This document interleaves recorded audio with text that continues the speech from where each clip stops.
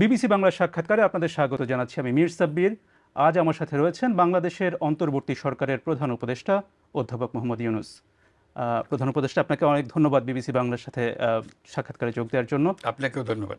সর্বশেষ যখন আপনার সাথে আমার কথা হচ্ছিল ঠিক 1 বছর আগে, এর মাঝে একটা বিশাল পরিবর্তন হয়ে গেছে বাংলাদেশে। তখন একটা গ্রেপ্তার আতঙ্কে ছিলেন, আপনি বলছিলেন সেই গ্রেপ্তার আতঙ্কের কথা। সেখান থেকে আপনি এখন প্রধান উপদেষ্টা হয়েছেন, যার 6 মাস পার হয়ে গেছে। এই 6 মাসকে আপনি কিভাবে দেখেন? কতটা আপনি যা করতে চেয়েছিলেন প্রধান উপদেষ্টা হিসেবে, তাতে কতটা সফল হয়েছেন? প্রথমে একটা সংশোধনী বলি, ওই যে আতঙ্ক, গ্রেপ্তার আতঙ্ক, আমার কাছে কোনো আতঙ্ক ছিল না। একটা সম্ভাবনা ছিল যে আমাকে নিয়ে যাবে। আমি I was taking it easy, যে নিলে নেবে, আমার তো করার কিছু নাই, যেহেতু আইন কানুন নাই দেশে, কাজে তারা যা ইচ্ছা তাই করতে পারে। ওর মধ্য দিয়ে জীবন চলছিল আমার। আমার কোনো চিন্তা ছিল না, ভাবনা ছিল না যে আমি হঠাৎ করে একটা সরকারের প্রধান হব, দায়িত্ব পাবো, এবং সেই দেশ এমন দেশ যেখানে সব তছনছ হয়ে গেছে, কোনো জিনিস আর ঠিকমতো কাজ করছে না, যা কিছু আছে ধ্বংসস্তূপের মধ্য দিয়ে কাজ করতে হবে। কাজে আমার প্রথম চেষ্টা হলো সেই ধ্বংসস্তূপ থেকে আমরা আসল চেহারাটা বের করে আনা, মানুষের দৈনন্দিন জীবন সহজ করে আনা, সেই চেষ্টাটার মধ্যে ছিলাম। তারপর আস্তে আস্তে ভবিষ্যৎটা কী হবে সেটার জন্য চিন্তা করা, কোন দিকে আমরা অগ্রসর হব। প্রথম চিন্তা আসলো যে একটা সংস্কার দরকার আমাদের, কারণ যে কারণে এই সমস্ত ঘটনা ঘটেছে, এই যে ফেসিবাদী সরকার চলতে পেরেছে, 16 বছর ধরে চলতে পেরেছে, আমরা কিছুই করতে পারিনি। তিনটা নির্বাচন হয়ে গেল, ভোটারের কোনো দেখা নাই। এই যে অসংখ্য রকমের দুর্নীতি এবং ব্যর্থতা, মিসরুল ইত্যাদি, সেখান থেকে আমরা কীভাবে টেনে বের করে আনবো। টেনে বের করে আনতে গেলে নিয়মগুলো, প্রাতিষ্ঠানিক সংস্কারগুলো করতে হবে। সেই জন্য প্রথম চোটে আমরা ঠিক করলাম যে আমরা কতটা টেনে বের করতে পেরেছেন বলে মনে হয় আপনার কাছে? কতটা আমরা সংস্কারের বিষয়ে সংস্কার তখন শুরু করি না। যে পরিস্থিতির কথা আপনি বলছিলেন যে আপনি যখন প্রধান উপদেষ্টা হলেন, তখন এক ধরনের পরিস্থিতি ছিল, অনেক পরিবর্তন, অনেক কতটা আপনার চোখে কি মনে, কতটা পরিবর্তন? বহুল পরিবর্তন। এটা আমি বলবো যে ধ্বংসাবশেষ থেকে এসেছিলাম, এখন একটা নতুন চেহারা আসছে, ভেসে উঠছে, যে আমরা অর্থনীতি সহজ করেছি, দেশ বিদেশের আস্থা অর্জন করেছি, এটা তো পরিষ্কার। সারা দুনিয়ার আমরা আস্থা স্থাপন করতে পেরেছি, এটা কেউ প্রশ্ন করতে পারবে না যে না, আপনি অমুক দেশের আস্থা অর্জন করতে পারেন নাই। যে দেশে বলুন, তারা আমাদের উপর আস্থা স্থাপন করেছে, শুধু আস্থা স্থাপন করেছে না, বিপুলভাবে করেছে। তারা বলছে আমরা অতীতে যা করি না তার চাইতে বেশি করবো, কারণ যেহেতু আমরা দেখছি যে এটা সুন্দরভাবে সরকার চলছে, সেই জন্যই তারা করছে।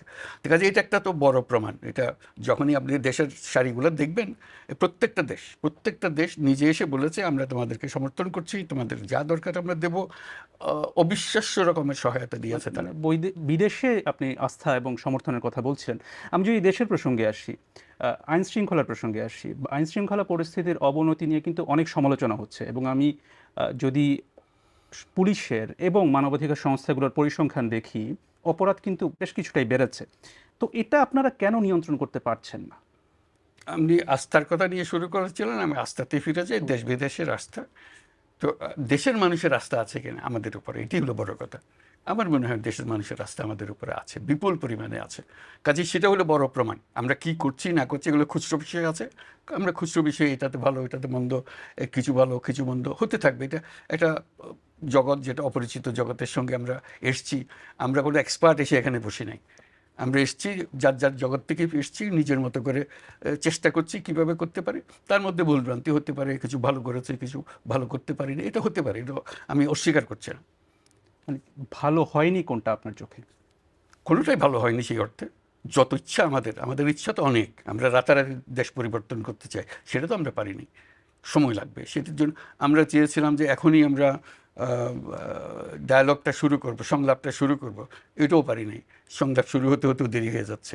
এগুলো আর কি, যেহেতু সময় মতো আমরা করতে চেয়েছি, ওই সময় মতো পাইনি। আমরা অনেকগুলো সংস্কার কমিশন করেছি, আমাদেরকে 90 দিনের মধ্যে তাদের কমিশনের রিপোর্ট দেওয়ার কথা, তারা দিতে পারে নাই। আমি তাদেরকে অভিযোগ করছি না, কারণ বিশাল একটা কাজ, আর একটু সময় চেয়েছে, 1 মাস সময় চেয়েছে, আরও 2 মাস সময় চেয়েছে, কাজে ওইটুকু একটু পিছিয়ে গেছে। এগুলো আর কি, এগুলো কাজ করতে গেলে যা হয়। সংস্কারের কথা বলছিলাম। আমি যদি আইন শৃঙ্খলার বিষয়ে ফিরে আসি, পরিস্থিতি যে অবনতিটা হয়েছে, অনেকে বলছেন যে তারা নানা রকম ভয়ে আছেন, আতঙ্কে আছেন, যেহেতু অপরাধ তারা দেখছেন যে বেড়েছে, রাস্তাঘাটে অপরাধ বেড়েছে। এটা আপনারা কেন নিয়ন্ত্রণ করতে পারছেন না? অবনতিটা কোন পয়েন্ট থেকে হয়েছে এটা বলতে হবে তো আমাকে। আপনি বলছেন অবনতি হয়েছে, কোন রেফারেন্স পয়েন্ট থেকে অবনতি হয়েছে? সেটা না দিলে তো আমরা বুঝতে পারবো না। আমি যদি সাম্প্রতিক পরিসংখ্যানের কথা বলি বলেন। যে গত বছরের এই সময় থেকে অপরাধের পরিমাণ রাস্তাঘাটে যেমন আমি তো হিসাব নিচ্ছি, কোনো অপরাধের পরিমাণ মোটেই বাড়েনি, আমি যদি আগের মতোই হয়েছে। আমি যদি একটা পরিসংখ্যান আপনাকে দিই, গত একটা 6 দিয়ে তো মাসে আর বিচার হবে না, সমস্ত কিছু নিয়ে আসতে হবে। মানে কাজে গত ওইদিকে 6 মাসে ডাকাতির সংখ্যা 50% বেড়েছে। এটা হচ্ছে পুলিশের পরিসংখ্যান অনুযায়ী। সেটা আমি বলছি, মানে হয়তোবা পরিসংখ্যান বিভিন্ন হতে পারে, কিন্তু এটা আছে যে এবং হচ্ছে আছে, সেটা আমরা দেখতে পাচ্ছি। তো এটা মানে নিয়ন্ত্রণের ক্ষেত্রে সমস্যাটা চেষ্টা কোথায় করছি হচ্ছে? আমরা। সমস্যা আপনিও জানেন, আমিও জানি। প্রথম দিকে সমস্যা ছিল যে পুলিশ বাহিনী যাকে দিয়ে আমরা কাজ করাচ্ছিলাম, তারা ভয়ে রাস্তায় নামছিল না, কারণ দুদিন আগে তারা এদেরকে গুলি করেছে। কাজে মানুষ দেখলেই সে ভয় পায়। কাজে তাকে ঠিক করতে করতে আমাদের কয়েক মাস চলে গেছে। এখন মোটামুটি ঠিক হয়ে গেছে, আবার নিয়ম শৃঙ্খলার দিকে আমরা রওনা হয়েছি, কাজ করতে থাকবো। আরেকটা বিষয় নিয়ে অনেক আলোচনা হয়েছে, সেটা হচ্ছে যেটাকে মব বা দলবদ্ধ বিশৃঙ্খলা বলা হয়, বলা হচ্ছে। এবং সম্প্রতি দেখা গেছে যে এই বিষয়টা যেমন গণপিটুনির একটা বিষয় দেখা গেছে। কিছুদিন আগের কথা যদি বলি, বেশ কিছু ধানমন্ডি 32 সহ বেশ সারা দেশে অনেক ভবনে ভাঙচুর হয়েছে, কিন্তু দেখা গেছে দীর্ঘ সময় ধরে চলেছে, যেখানে কিনা সরকারের বা আইনশৃঙ্খলা বাহিনী তেমন ভূমিকা দেখা যায়নি। কেন তখন ঠিক ওভাবে ভূমিকা দেখা গেল না? আপনি পরে একটা বন্ধ করার জন্য আহ্বান জানিয়েছেন, কিন্তু আইনশৃঙ্খলা রক্ষাকারী বাহিনী কেন সেখানে তখন কার্যকর ভূমিকা পালন করেনি? সময় নিচ্ছে, তারা প্রস্তুত হয়নি, যা তাদের মানসিকতার থেকে এখনো মুক্ত হতে পারে নাই। এটা একটা জিনিস হতে পারে। আরেকটা হলো যে তারা আমরা তাদেরকে বলেছি যে কোনো পুলিশ স্টেশনে তারা যে কোনো রিপোর্ট করতে পারে, গিয়ে আইনের আশ্রয় নিতে পারে, এবং সেটাকে আমরা সহজ করেছি। এখন বলছি তোমরা ইন্টারনেটে দিয়ে দিতে পারো, এটা অনলাইন কেস করতে পারে, যাতে মামলা করতে গিয়ে হয়রানি হয়। বরাবরই বাংলাদেশের যে ঐতিহ্য, পুলিশ থানাতে গেলে যে সমস্ত হয়রানি হয়, সেটা থেকে বাঁচার জন্য এখন অনলাইন করেন। সে অনলাইনের ব্যবস্থা যা যা আমাদের মনে হয়েছে যে মানুষকে সহজ করা যাবে, তথ্য আদান প্রদানে সহজ করা যাবে, এবং মামলা করা সহজ করা যাবে ইত্যাদি। মানে অনলাইনে তারা করতে পারছেন, যে সেটা আপনারা সহজ করেছেন, কিন্তু আসল কাজটা তো পুলিশকে করতে হবে। আপনি যেটা বলছেন পুলিশ সেই পর্যায়ে যেতে পারেনি, তারা নিজেরা আস্থা পাচ্ছে না বা তারা সেইভাবে সক্রিয় হচ্ছে না। মানে 7 মাস পরও, মানে প্রায় 7 মাস হয়ে গেছে, এখনো তারা সেই আস্থার সংকটটাকে দূর করা গেল এখনো না সম্ভব কেন? হয়নি, আমরা চেষ্টা করছি, অনেক ইমপ্রুভ হয়েছে, কিন্তু সমাধান হয়নি। দায়িত্ব গ্রহণের প্রসঙ্গে একটু আসি। আপনি যখন দায়িত্ব গ্রহণ করেছিলেন, তার আগে যে আলোচনা হয়েছে সেখানে 3টি পক্ষকে সক্রিয় দেখা গিয়েছিল। একটি হচ্ছে সেই গণ অভ্যুত্থানে নেতৃত্ব দেওয়া ছাত্ররা, রাজনৈতিক দলগুলো, এবং তৃতীয় হচ্ছে সেনাবাহিনী। এই 3 পক্ষের সবাই আপনাকে একটা সর্বাত্মক সহযোগিতা দেওয়ার কথা বলেছিলেন তখন। রাজনৈতিক দলগুলোর সাথে তখন আপনাদের অন্তর্বর্তী সরকারের যে সম্পর্কটা ছিল, এখনও কি সেটা আছে, নাকি এখন সেই অবস্থান নেই? আমার তো কোনো অবস্থানের পরিবর্তন হয়েছে বলে মনে হয় না। কেউ আমাকে অসমর্থন করছে এরকম তো কোনো খবর আমি পাইনি এখনো। সবাই সমর্থন করছে, সবাই চাচ্ছে যে সুন্দরভাবে দেশ চলুক। তাদের মধ্যে ঐক্য আছে, সবার মধ্যে ঐক্য আছে। রাজনৈতিক বক্তব্যের মধ্যে অনেক তফাৎ আছে, কিন্তু তার মানে এই নয় তার ঐক্যের মধ্যে ফাটল ধরেছে, এরকম কোনো ঘটনা ঘটেনি। বিএনপির যে ভারপ্রাপ্ত চেয়ারপারসন তারেক রহমান একটি বক্তব্যে বলেছেন যে অন্তর্বর্তী সরকারের নিরপেক্ষতা নিয়ে জনমনে সংশয় তৈরি হয়েছে। জনমনে ওনার মনে সন্দেহ হয়েছে কিনা এটা হলো কথা। কেন, মানে তাদের মনে কেন সন্দেহ তৈরি সে হয়েছে? হয়নি তো, সে কথাই বলছি। আমরা যখন বসি, কেউ তো বলে না যে আপনার সন্দেহ হচ্ছে, সে বলছে আমরা আপনাদের সঙ্গে আছি। মানে আপনাদের সামনে ভিন্ন কথা বলছে, কিন্তু বক্তব্যে ভিন্ন, মানে ভিন্ন কথা বলছে, তাই কি ভিন্ন হচ্ছে? বলছে কিনা সেটা আপনারা বুঝেন, কিন্তু আমাদের সঙ্গে যে সমস্ত আমাদের সম্পর্কের কোনো ঘাটতি হয় নাই। ছাত্রদের প্রসঙ্গে, ছাত্ররা একটা রাজনৈতিক দল এরই মধ্যে করে ফেলেছে। সে বিষয়ে কয়েকটি রাজনৈতিক দল, বিশেষ করে বিএনপির পক্ষ থেকে বলা হয়েছে যে, একটা অভিযোগ করা হয়েছে সরকার এখানে তাদেরকে সহায়তা করছে। সরকার কি সহায়তা করছে তাদেরকে বা না, করেছে? সরকার কোনো সহায়তা করে না। 3জন ছাত্র প্রতিনিধি ছিল সরকারের ভেতরে, যিনি রাজনীতি মনস্থির করেছেন, তিনি সরকার থেকে ইস্তফা দিয়ে চলে গেছেন। উনি প্রাইভেট সিটিজেন হিসেবে রাজনীতি করবেন, এর কার বাধা দেওয়ার কি আছে? সেনাবাহিনী থেকে কি আপনি সহযোগিতা পাচ্ছেন? সর্বোত্তকভাবে, একদম প্রথম থেকে যা ছিল এখনো তাই? অ্যাবসলিউটলি। আপনি নিশ্চয়ই জানেন যে সম্প্রতি সেনাপ্রধান একটি বক্তব্য দিয়েছেন, যেখানে তিনি বলেছেন যে অনেক বিষয়ে তিনি এবং আপনি একমত। তার মধ্যে তার একটি বক্তব্য ছিল যে সবাই একসাথে কাজ না করতে পারলে বাংলাদেশের স্বাধীনতা এবং সার্বভৌমত্ব হুমকির মুখে পড়বে বা এটা বিপন্ন হতে পারে। আপনি কি এই বক্তব্যের সাথে একমত? এটা ওনার বক্তব্য, উনি বলবেন। এটা আমার ওনাকে এন্ডোর্স করা না করার বিষয় না এটা। যেহেতু তিনি বলছেন যে অনেক বিষয়ে কথা হয়, আপনি অনেক বিষয়ে একমত, অথবা এই যে স্বাধীনতা সার্বভৌমত্ব বিপন্ন হওয়ার কোনো সম্ভাবনা কি আছে কিনা, এটা সরকার সব- প্রধান হিসেবে আপনি কি এটা তো বলেন? সব সময় থাকে।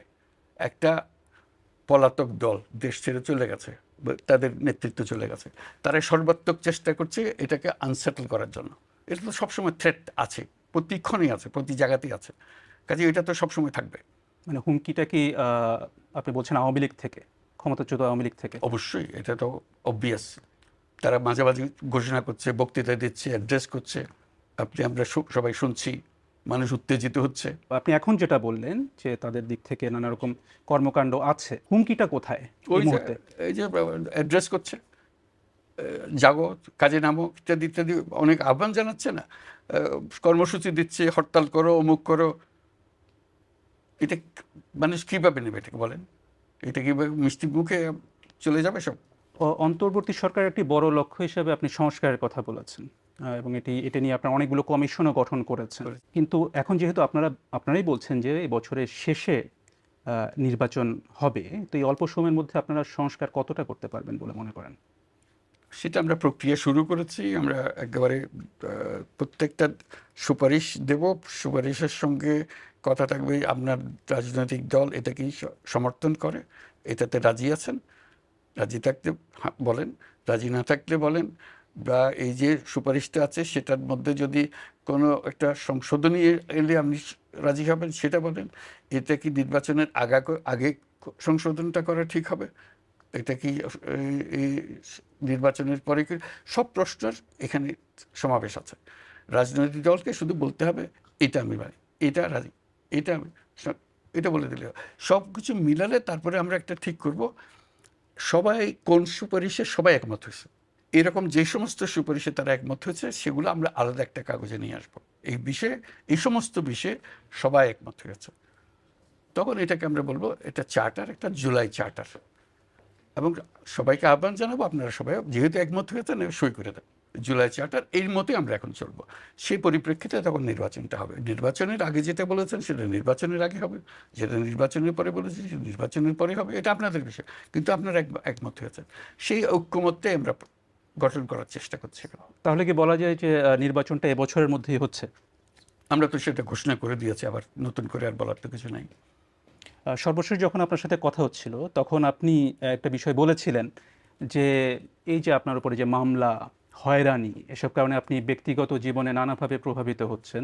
এখন এই 6 মাস প্রধান উপদেষ্টা হিসেবে থাকার পর আপনার ব্যক্তিগত জীবন কিভাবে প্রভাবিত হয়েছে? আমি তো এখন সে ব্যক্তিগত জীবন থেকে বিচ্যুত হয়ে গেছি।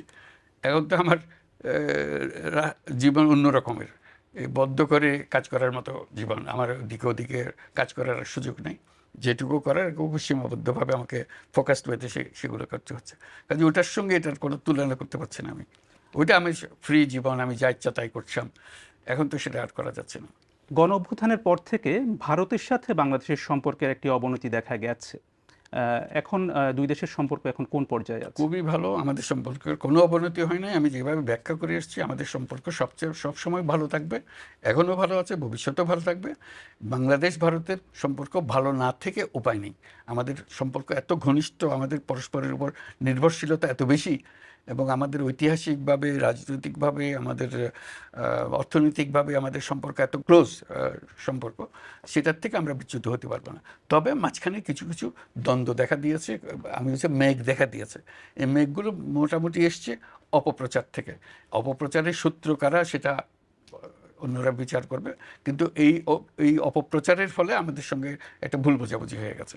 সেই ভুল বোঝাবুঝির থেকে আমরা উত্তরণ করার চেষ্টা করছি, কিন্তু মূল সম্পর্কের মধ্যে কোনো তার সাথে আপনার সরাসরি ভারত সরকারের সাথে আপনার সরাসরি যোগাযোগ হচ্ছে? সবসময় যোগাযোগ হচ্ছে আমাদের। তারা এখানে আসছে, আমাদের লোকজন সেখানে যাচ্ছে। প্রাইম মিনিস্টার মোদির সঙ্গে আমার প্রথম চোটেই কথাবার্তা হয়ে গেছে। ইলন মাস্কের সাথে সম্প্রতি আপনার একটা কথা হয়েছে এবং তাকে আপনি বাংলাদেশে আমন্ত্রণও জানিয়েছেন। এটা কি যুক্তরাষ্ট্রের নতুন প্রশাসনের সাথে একটা সম্পর্ক তৈরির চেষ্টা এটা নাকি? মূলত ছিল স্টারলিংক নিয়ে, একটা ব্যবসায়িক একটা সম্পর্কের বিষয় ছিল। সেই বিষয়ে আমরা আলাপ করছি যে স্টারলিংকের কানেকশনটা আমরা নিতে চাই। আওয়ামী লীগের রাজনীতি নিয়ে রাজনৈতিক দলগুলোর মধ্যে মতভেদ দেখা গেছে, বিভিন্নজন বিভিন্ন কথা বলছেন। এটা নিয়ে আপনার অবস্থানটা কি? ওই যে ঐক্যমত, আমরা বরাবরই ফিরে যাচ্ছি ঐক্যমতে, সবাই মিলে যা ঠিক করবে আমরা তাই করব। মানে এই বিষয়ে আপনার সরাসরি আমার কোনো অবস্থান নেই যে সরাসরি অবস্থান আওয়ামী লীগ কি নিষিদ্ধ হবে অথবা রাজনীতি করবে কিনা, নির্বাচনে অংশ নেবে কিনা, এটা নিয়ে? আমি অত ডিটেলসে যাচ্ছি না। আমার বরাবরের পজিশন সেটা হলো যে আমরা সবাই এই দেশের নাগরিক, আমাদের এই দেশের উপরে সমান অধিকার, আমরা সব ভাই ভাই, আমাদেরকে এই দেশেই বাঁচতে হবে, এ দেশকেই বড় করতে হবে।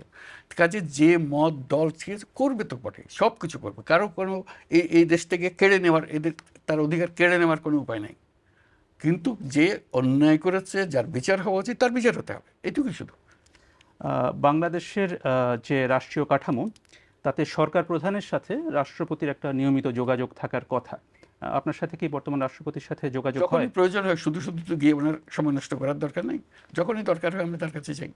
এর আগে সাক্ষাৎকারে আপনি একটা কথা বলেছিলেন যে ১/১১-র সময় আপনি যে একটা রাজনৈতিক দল গঠন করেছিলেন সেটা নিয়ে কথা হচ্ছিল, এবং আপনি বলেছেন যে বলেছিলেন যে আপনার রাজনীতিতে আসাটা ভুল হয়েছে। এখন আপনি বাংলাদেশের সবচেয়ে বড় রাজনৈতিক পদে রয়েছেন। এখন আপনার কি মূল্যায়ন, যে এটা কি এখানে আসা কি আপনার সঠিক হয়েছে, নাকি এখনই বিচার করতে চান না? না, বিচার করব। প্রথম কথা, আমি রাজনৈতিক দল গঠন করি নাই, গঠন করার কথা বলেছিলাম। কথা বলেছিলেন। এবং 10 সপ্তাহ যাবৎ এই কথা জারি ছিল। এই 10 সপ্তাহ পরে আমি বলেছি না, আমি রাজনীতিতে যাব না। আমি এই কথা বলেছি, politics is not my cup of tea. এবং ওইখানেই সমাপ্ত। এরপরে আর রাজনীতির কাছে আমার কেউ টানতে পারেনি। সবাই চেষ্টা করেছে দেশের নেতৃত্ব নেন, আপনি প্রধানমন্ত্রী হন, সবাই চেষ্টা করেছে, আমি কোথায় যাইনি। আমি বলছি যে এই চ্যাপ্টার শেষ, এই 10 সপ্তাহ, দ্যাটস এনাফ। ওইটাই ছিল। কাজে ওইভাবেই আছি এখন। এখানে আমি রাজনীতি যাওয়ার কোনো সম্ভাবনা নেই, রাজনীতি করিও না, কিন্তু করবো এটা না। একটা রাজনৈতিক পদ, সরকার প্রধান। যদি টেকনিক্যালি হবে। এটা নিয়ে আমি তো এই পদে আসতেও চাই নাই। আমাকে অনুরোধ করেছে, বহুবারে করেছে, তারপর আমি শেষ পর্যন্ত সম্মত হয়েছি, সেটা দায়িত্ব নিয়েছে। এটা রাজনৈতিক পদ যদি হয়ে থাকে, এটা বাই ডেফিনিশন। আমি রাজনীতি করি না। প্রধান উপদেষ্টা অধ্যাপক মোহাম্মদ ইউনূস, আপনাকে অনেক ধন্যবাদ বিবিসি বাংলাকে সময় দেওয়ার জন্য। ধন্যবাদ আপনাকে।